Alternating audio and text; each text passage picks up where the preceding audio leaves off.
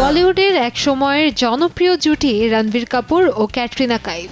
সিনেমার সেট থেকেই তাদের প্রেমের সূচনা, এমনকি সম্পর্কের শেষটাও ঘটে শুটিং সেটে। এরপর আর নতুন কোনো সিনেমায় একসঙ্গে দেখা যায়নি তাদের। এদিকে বলিপাড়ায় গুঞ্জন উঠেছে 2010 সালে মুক্তি পাওয়া রাজনীতি সিনেমার সিকুয়েল রাজনীতি 2 নির্মাণ হতে পারে।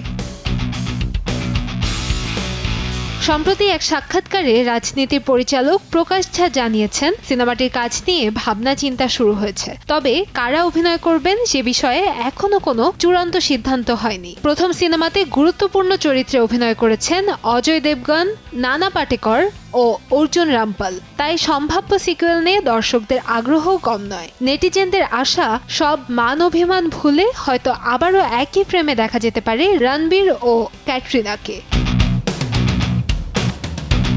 2009 সালে মুক্তি পাওয়া আজাব প্রেম কি গাজব কাহানি সিনেমাতে একসঙ্গে কাজ করার সময় ঘনিষ্ঠতা বাড়ে রণবীর ক্যাটরিনার। পরে 2010 সালে প্রকাশ ঝা পরিচালিত রাজনীতি সিনেমাতেও প্রশংসা কুড়ান এই জুটি। তবে টানা 7 বছরের সম্পর্কের ইতি ঘটে 2016 সালে অনুরাগ বসুর জাগ্গা জাসুস সিনেমার শুটিং চলাকালীন সময়। বর্তমানে ব্যক্তিজীবনে এখন ভিন্ন পথে হাঁটছেন এই দুই তারকা। রণবীর কাপুর বিয়ে করেছেন আলিয়া ভাটকে, আর ক্যাটরিনা কাইফের স্বামী অভিনেতা ভিকি কৌশল। শোনা যায় রণবীর ও ভিকির মধ্যে বন্ধুত্বপূর্ণ সম্পর্ক রয়েছে, পাশাপাশি ভালো সম্পর্ক রয়েছে ক্যাটরিনা ও আলিয়ার মধ্যেও।